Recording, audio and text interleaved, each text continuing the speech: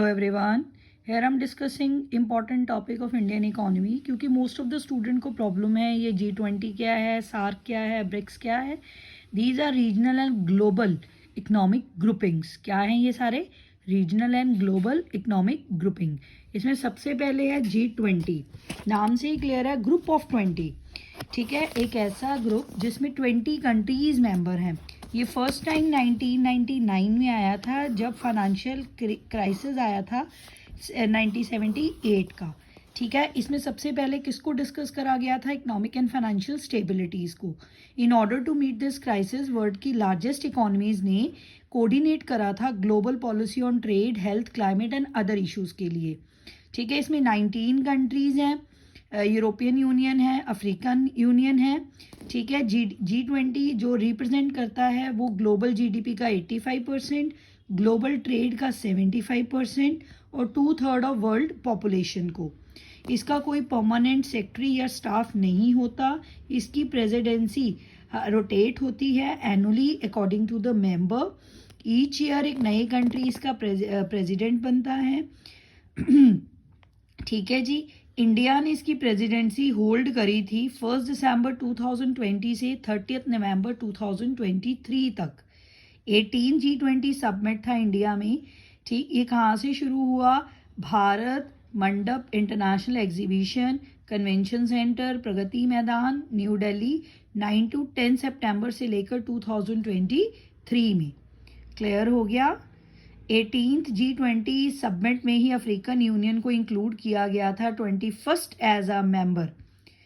ठीक, ये इसके 20 मेंबर्स हैं, ध्यान से पढ़ लो. G20 के 21st मेंबर कौन बना है? African union.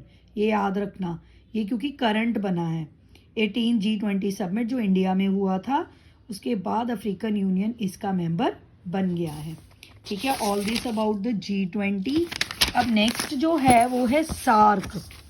सार्क क्या है? फुल फॉर्म है south Asian association for regional corporation. ये इसका साइन होता है, कई बार साइन दे के भी पूछ लेते हैं किसका साइन है.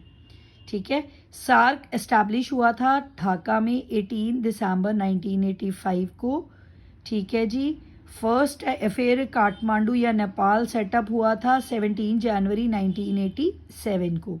अब इसका मेन मोटिव क्या है? इसका मेन मोटिव है लोगों का welfare, social progress, cultural development. ठीक है, स्ट्रेंथ करना, सेल्फ रिलायंस, कंट्रीब्यूट करना, अंडरस्टैंडिंग, ट्रस्ट, एप्रिसिएशन, एक दूसरे की प्रॉब्लम्स के लिए कोलैबोरेट करना, सोशल कल्चरल फील्ड्स में अदर डेवलपिंग कंट्रीज़ को कोऑपरेट करना ताकि वो भी स्ट्रॉन्ग हो सकें. ठीक, all these are the important objective of SAARC. Clear? इसमें जो भी डिसीजन लिए जाते हैं वो यूनिटी से और बाइलेटरल इश्यूज के अकॉर्डिंगली लिए जाते हैं. इसमें एसोसिएशन की डेलिब्रेशंस नहीं इंक्लूड. इसके मेंबर्स हैं अफगानिस्तान, बांग्लादेश, भूटान, इंडिया, मालदीव्स, नेपाल, पाकिस्तान, श्रीलंका. 8 मेंबर हैं इसके सार्क के. इसकी फुल फॉर्म है south Asian association for regional corporation. Next है ब्रिक्स. अब ब्रिक्स क्या है? ब्रिक्स है, इसमें पहले 4 कंट्रीज थी. इसे ब्रिक कहा जाता था. Brazil, Russia, India, China.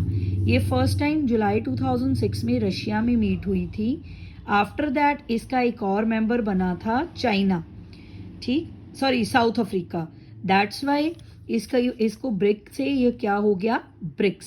ये फुल टाइम मेंबर था, न्यूयॉर्क में सितंबर 2010 में बना था. क्लियर हो गया? अब ब्रिक्स क्या करती है? ब्रिक्स का मेन पर्पस होता है प्रिंसिपल नॉर्म्स को मेंटेन करना इंटरनेशनल लॉ के. ठीक, ताकि ओपननेस नेचर हो, थर्ड पार्टीज के साथ इजीली एडजस्टमेंट हो. मेन इनका टारगेट किसके रिगार्डिंग है? इंटरनेशनल लॉज और प्रिंसिपल्स को फॉलो करना. ये इसके लिए जानी जाती हैं. अब ब्रिक्स ने क्या? 29.3% वर्ल्ड की लैंड सरफेस, 41% पॉपुलेशन और 24% ऑफ वर्ल्ड जीडीपी और 16% ऑफ वर्ल्ड ट्रेड को, ठीक है, रिप्रेजेंट करा है. ये डेलिबरेटली भी इम्पॉर्टेंट इश्यूज़ के लिए टुगेदर हो जाती हैं। कौन कौन से? जैसे political, security, economical, financial, cultural के रिगार्डिंग। इसने अगस्त 2023 यानी कि 15 ब्रिक्स सबमिट में 6 कंट्रीज़ को इनवाइट दिया है। कौन सी 6 countries? Argentina, Egypt, Ethiopia, Iran, Saudi Arabia, United Arab emirates. अब इसके पहले कौन मेंबर है? ब्राज़ील, रशिया, इंडिया, चाइना और साउथ अफ्रीका। याद रखना कंट्री के नाम से ही है ये, Brazil, Russia, India, China, south Africa. ठीक है। नेक्स्ट है G7। ये 1970 में डेवलप हुई थी ऑयल क्राइसिस की वजह से। फर्स्ट मीट था इसका नवंबर 1975 इन फ्रांस। ठीक। G7 की प्रेसिडेंसी 1 साल की होती है, फ्रॉम जनवरी टू दिसंबर। सारी ऑर्गेनाइजेशंस वही करेगा। जापान 6 टाइम्स G7 की प्रेसिडेंसी ले चुका है। यूरोपियन यूनियन इसका नॉन न्यूमरेटेड मेंबर है। इसका मतलब होता है जिसकी प्रेसिडेंसी रोटेट ना हो। G7 किसके मतलब सबमिट करता है? ग्लोबल इकोनॉमी के टॉपिक्स, रीजनल अफेयर्स के, ग्लोबल इश्यूज़ के। ठीक है। और कौन सा? International community. ये इसके इम्पॉर्टेंट टॉपिक्स होते हैं जो इसने डिस्कस करने होते हैं। G7 के मेंबर्स 7 थे पहले, अब 8 हैं। Canada, France, Germany, Italy, Japan, UK और यूएसए, द यूनाइटेड स्टेट्स। अब इसमें यूरोपियन यूनियन भी आ चुका है। All these are about the regional and global economic groupings. ये 4 हैं, G20, सार्क, ब्रिक्स और G7। रिमेंबर इट, बहुत इंपॉर्टेंट है, ध्यान से कर लेना एग्ज़ाम से पहले। Thank you very much.